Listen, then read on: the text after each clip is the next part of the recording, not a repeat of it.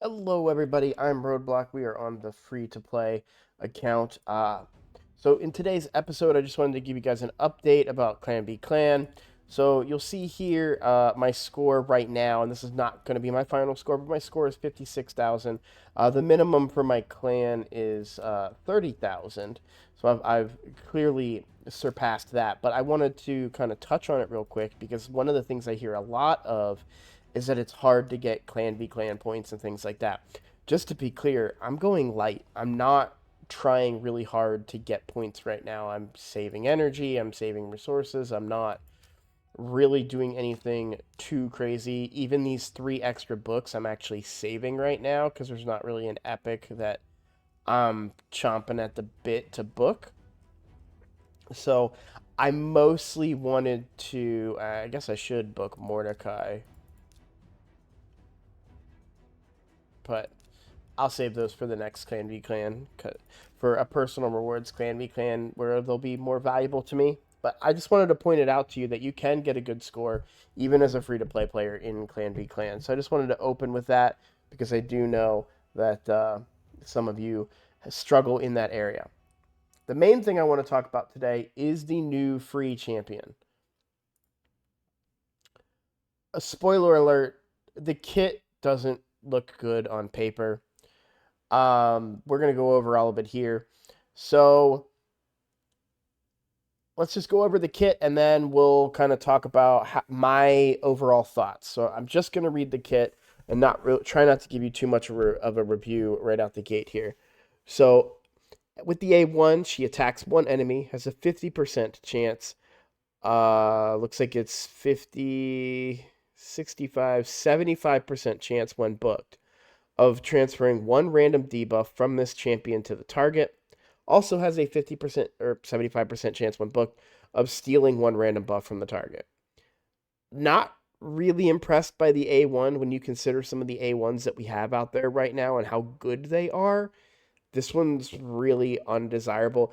This whole concept of transferring and stealing buffs is has been used many times on different champions to little with little to no effect. I can't think of any buff that I would be super excited to steal in this game. I just don't see a place for this A1. I realized I said that I wasn't going to review the the abilities, but I guess I am. All right. The A2 restores 25% of each ally's destroyed max HP. I do like that. Then heals all allies by 20% of this champion's max HP. That is a good heal. Let's be honest about this heal. Obviously, people aren't super happy with the kit, but this is a good heal because it's 25% of Chronicler's HP, right? That means that if you build her with a ton of HP, nice and tanky, she's healing for a good amount. 25% of her HP could be the entire HP pool of an attack based champion, for example.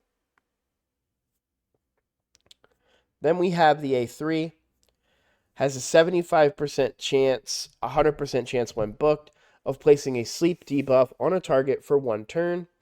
Also has a 75% chance of placing, or sorry, 100% chance when booked, of placing decreased speed and decreased attack for 2 turns. Debuffs placed by this skill will ignore any block debuffs buffs. I'm a little curious about this.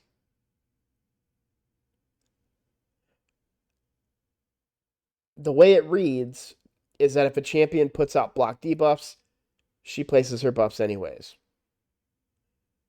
But I am curious about, it says any block debuffs. Does that mean she can decrease the speed of Clan Boss? Does that mean she can decrease the speed of the Sand Devil when he's in his form where he can't get any debuffs placed on him other than sleep? His base form. Uh, does this mean that these buffs can be placed through the poison cloud in Hydra? I don't know. If the answer to those questions is yes, does that make it better? For Clan Boss, it does. That would be really good to be able to. No champion right now can decrease the speed of Clan Boss, and if you try to place a decreased speed, as far as I know, it comes up as a blocked debuff blocked. So I'm curious about how that works within the code of the game. My guess is that it still doesn't. I don't think that it can cheat bosses, because if it did, I think people would be a lot higher on it on this champion. So that to me isn't really all that impressive, because placing a decreased speed and decreased attack over a block debuffs, really, where are you seeing block debuffs? Wave content. You don't need this for wave content. You need Armons for wave content. And guess what? Most of us were able to get him. So, yeah. If it can ignore every block debuffs in the game, regardless of if it's a regular block debuffs, the heart symbol, or if it's just if it's like this, a better word, but if these debuffs cannot be blocked. That's interesting. Is it better? Probably not, but it's interesting.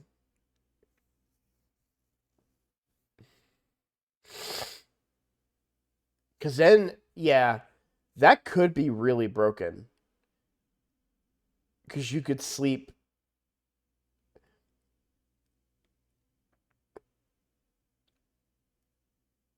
You could sleep heads. You could sleep. I mean, there's no way it is that. It's just a way. It's just a thought that I have with the way it's worded. Debuffs placed by this skill will ignore any block debuffs buffs. Okay, yeah, no. So it doesn't do that would be a great way to improve her, is if you could ignore all of the boss mechanics in the game. They're not going to do that. Then we have this passive. Allies deal 3% more damage to targets for each debuff placed on them by this champion. I had a couple of thoughts about that, because right now, damage would only really be increased in most areas of the game by 6%. She only places 2 debuffs in her kit unless she transfers debuffs on her. But the reality is that one of the reasons why this ability is so bad, in my opinion, is because you don't want to take on buffs. You don't want to give the enemy team a turn. This is why people are so excited about champions like Armons and turn meter control and all these mechanics. It's like, no, don't give them a turn. I don't want them, because it just seems foolish. Like letting the team put HP burn on you, so you have a 75% chance to put it back onto a single target, or a poison, or weaken, or just bring those debuffs, right? It's just nonsensical whenever they use this type of stuff. The only champion that it really makes sense on is Staltus Dragonbane, but it's a guaranteed chance on him, I want to say. And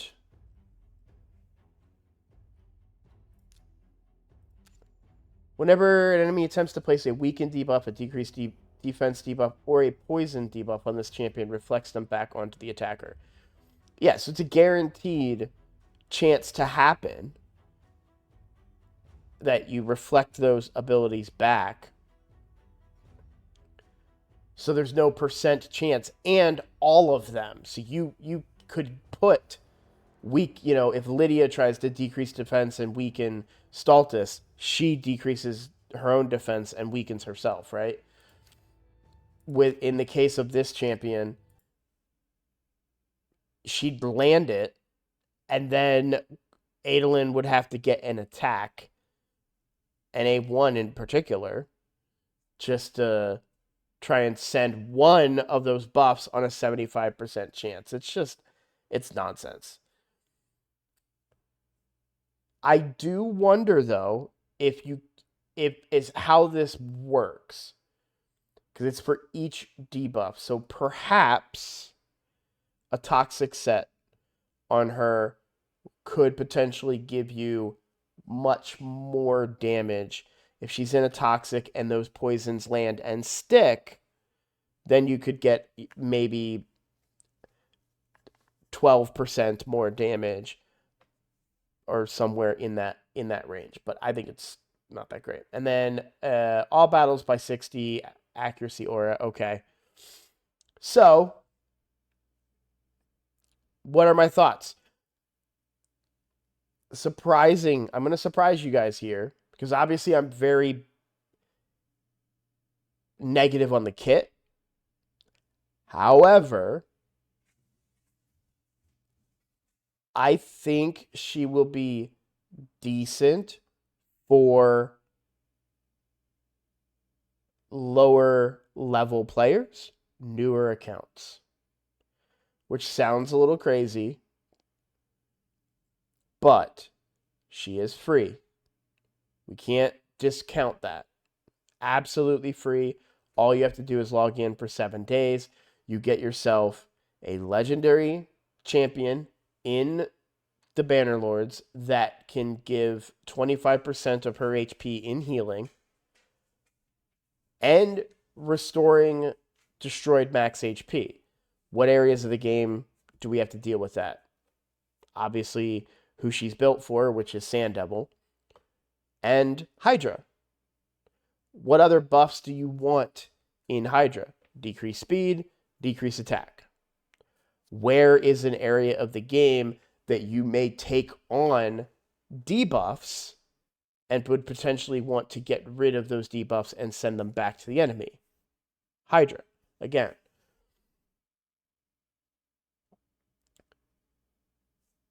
I'm not saying she's good, but this champion isn't for my main account. This champion isn't for your paid account. Understand who this champion is for. Let's look at my free-to-play roster right now. Because I've been complaining about not having a champion of this caliber until I had Rector Drath. I don't know if I can filter by this, but let's find out. Other effects, positive effects, heal. Okay. So these are the healers that I have on my account. Godseeker heals 15% of whoever she's healing. So it's not terrible, but it's not great either because they're only gaining back 15% of their health. That's not a lot. Oh, and over the course of a long fight, something like Hydra, you're never going to get healed up off of something like that.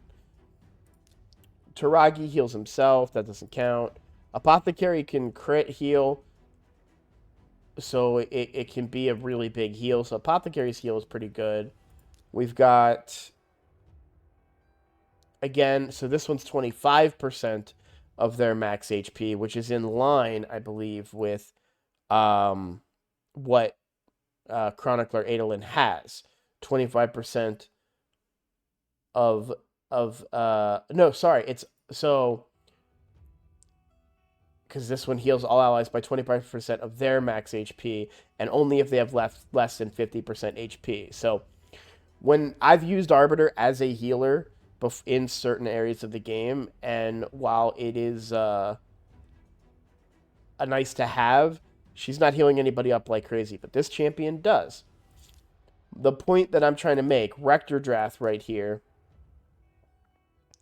heals by 20% of this champion's max HP. Rector Drath is considered to be one of the better healers in the game. Now, Rector Drath, I would say, is better than this legendary champion in Chronicler Adolin. I do think Rector Drath comes out in the end as better because Rector Drath brings only 5% less healing of her HP, which we talked about is great. Rector Drath will heal several of your team members to full.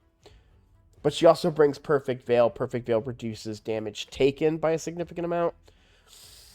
And then, of course, bringing continuous heals on top of that, as well as more healing through the Veil or Perfect Veil buff.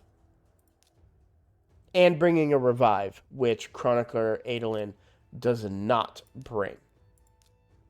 So if I'm trying to be positive and think about who this champion is for, I will put it this way. If this was your first legendary on an account, honestly, I think she can carry an account. Let's talk a perfect kind of scenario. Just spitballing here. Okay? Kayle, Deacon, Chronicler Adolin. Chronicler? I think I said Ler. I don't know. Chronicler Adolin. Okay? That's the 3 starting champions on your account. You have decreased speed and decreased attack. Guaranteed. You have decreased defense from Deacon, plus turn meter control from Deacon and Leech. And then Kayle putting up damage. She will speed up the early game for new accounts if they were to start right now. Is that enough to make a champion good? No.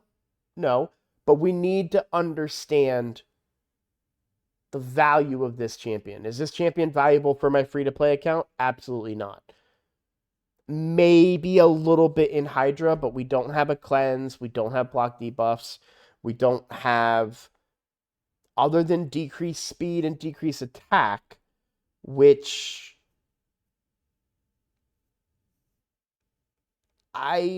do I have those on any other champions?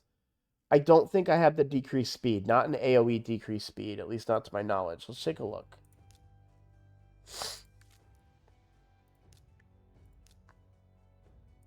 Because hers is single target. Single target. Single target. So Neldor. Neldor is my only AoE decreased speed, at least in the top listing here.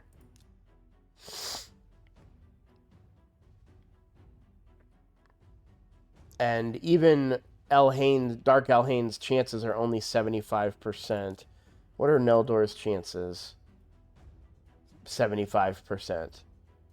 And when she's booked, it's 100%. So you can't. Look. Also, the sleep. Don't forget about the sleep either. That could potentially take turns off the board in early content, wave-based content. Look, I'm not trying to say this champion is amazing. I am just trying to simply say that I don't think this champion is for most accounts. I think this champion is for new players, and I think it's a good champion for new players who, for those, can also be turned into a niche champion specifically for Sand Devil.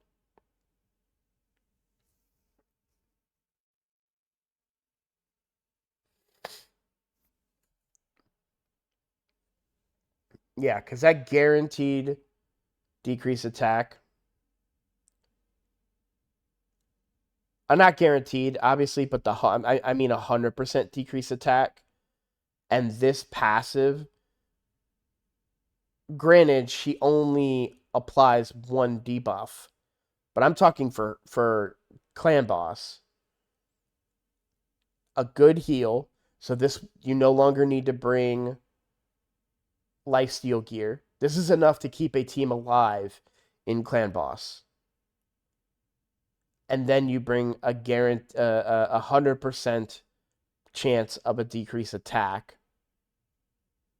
And the passive, I think you would need to put her, to make her viable, you would need to put her in a toxic set to get more value out of this ability here. But that shouldn't be hard to do. You're not crit capping her. You're not looking for really you top tier gear. You're looking for HP, speed, and accuracy, really. So I'm not saying that we're sleeping on her, but I do see value in her kit um, for certain accounts. Because even this account, my point earlier, as far as healers go, which this account is 200 days old at this point, 219 days old. And I only recently got a legitimate healer, a like heals my team to full every turn she takes type healer. Now that healer is still better than this one, but there's no guarantee that you pull a Rector Draft. There's no guarantee when you think about the healers that are in the game that I don't have.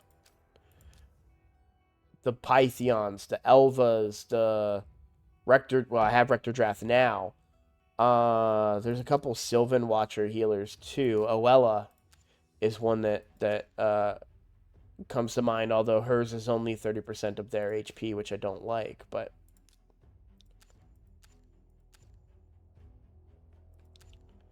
so yeah, it's just like it's not a great kit, but I do see the value in it for a new account. I think it will help a lot of new accounts, low level accounts that might be free to play find some real progress in different content. I really do believe that. I'm not blowing smoke. It's an AoE decrease attack. Now, I did see a video from Ash that talks about that she may be a trap to book.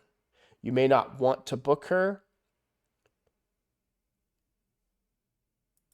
which I can totally support. Right now, I have 0 legendary books. Look at all the legendary, like, what legendary champions do I have that are fully booked? Ultimate Death Knight.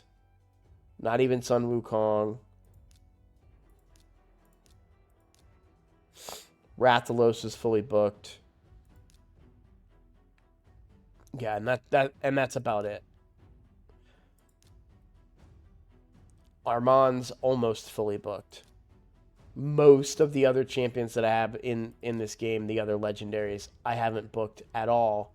I did book Ray a little bit because there was a period of time where I thought I would be using Ray. And Ray's great if you're new to the account, because a lot of people are new to this channel and this account. I have a lot of great legendaries. I just don't. I'm being very particular because I'm free to play, because legendary books are so hard to get for now. I'm very particular about who I'm putting my time and energy into. So I'm mostly looking at your Carl because he's void, and I think he'll hit. He brings a very similar kit to Ray with the freezes. I think Ray probably hits a little bit harder than your Carl can, but I do think that your Carl will deliver pretty satisfying hits for arena. So, well, that is my review. So I don't think it's worth getting upset about. She's free. So what if she sits in the vault? I do understand the concept. Ash brought this up in the video that it's diluting the legendary pool. Like we might accidentally pull, or we're not accidentally, we might pull her in the future and be very upset that we pulled her. But I think that so it does hurt the larger accounts a little bit, but I do think there's value from her for accounts that were starting up in the coming weeks. I'm not saying she's not better than it. Like, she's definitely the worst of all the free legendaries that have been handed out in this game, like by far. But I don't think she's as bad as her kit reads. So That's just my opinion. Am I excited to pull her on either of these accounts? Absolutely not. But I do think she's going to be okay for newer players. And who knows? I might use her. Man, I really could use her. I could use her in Hydra. I wouldn't need to get any blessings like you need on Rector Draft to restore that HP. So there's value there. And who knows, for a free account trying to do high level, like moving forward, trying to do high level Sand Devil, I think maybe there's something there. So only time will tell when we actually get to try her out. So we will see. But I wanted to share my thoughts on it. All right, everybody. I'm gonna call that a video. Reminder: tomorrow, that would be Thursday, depending on when you're watching this video. So Thursday night, April 11th at 9 p.m. Eastern Time, I will be streaming. This will be our celebratory 1,000 subscribers stream. I'm very excited to put this on and just hang out with you guys, chat with you guys. I'll do account takeovers, maybe do Hydra. I've got some team ideas I want to toy with. I'm actually about to toy with them right now because I love playing with Hydra right now. So, as always, thank you guys for watching, and I will see you in the next video.